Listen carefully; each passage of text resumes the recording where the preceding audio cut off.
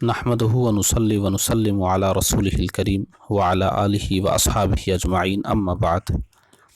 علم نحو میں ابتدائی کتاب خلاصۃ النحو پڑھائی جا رہی ہے۔ 13واں سبق ہے اور 13واں سبق معرب اور مبنی کی اقسام کے بیان میں ہے۔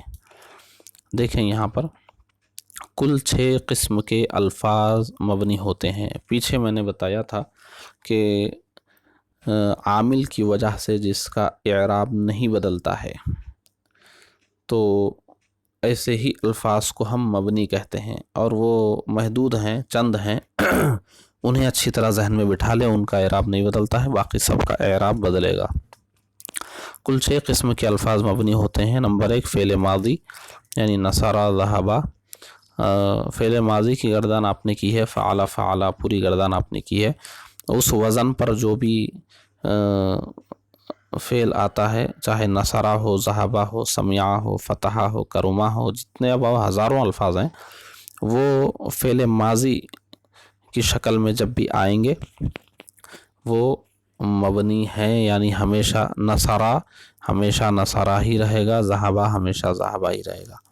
وہ جو گردان میں آپ کو 14 صیغے بتائے ہیں وہ 14 صیغے ہمیشہ ویسے ہی رہیں گے، ان صیغوں میں کسی طرح کی کوئی تبدیلی نہیں ہوگی۔ اچھا، فعل ماضی نصارہ ذہبہ۔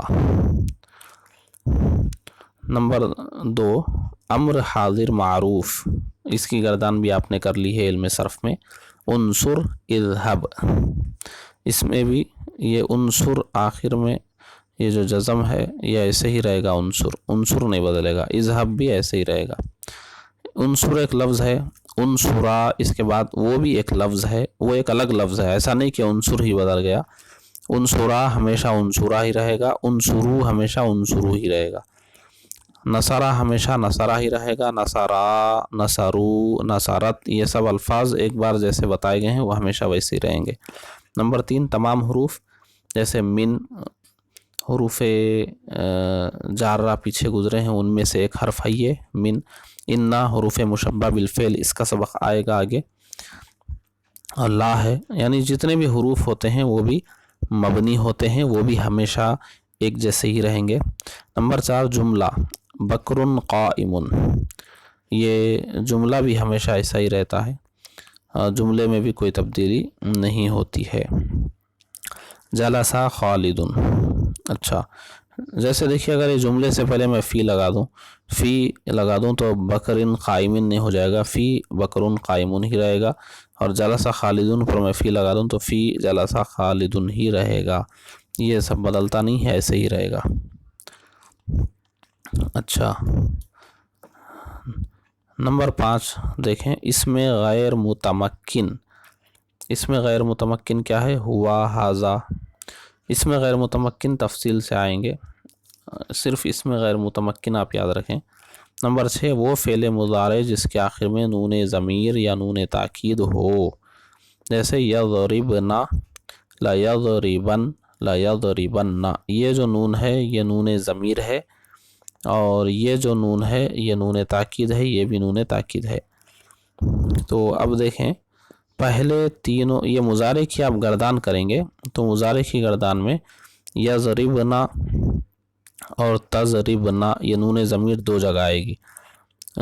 6ویں نمبر پر ایک صیغہ آتا ہے یفعلنا، اور 12ویں نمبر پر ایک صیغہ آتا ہے تفعلنا، یہ دونوں نہیں بدلتے ہیں، مبنی ہوتے ہیں۔ اور یہ لا یضربن، یہ فعل مضارع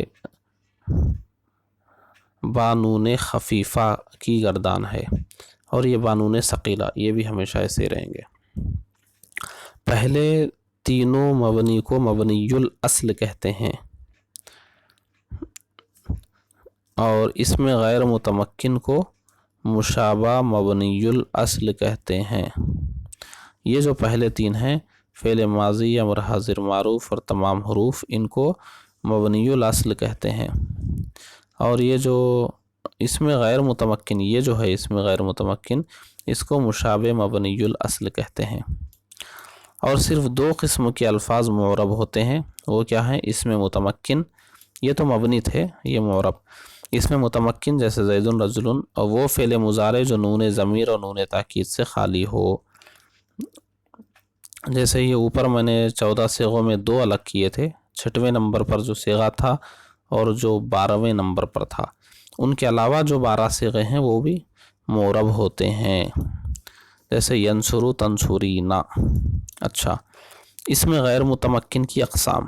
اب دیکھیے یہاں 5ویں نمبر پر اس میں غیر متمکن تھا، اس کی کتنی قسمیں ہیں وہ یہاں بتا رہے ہیں۔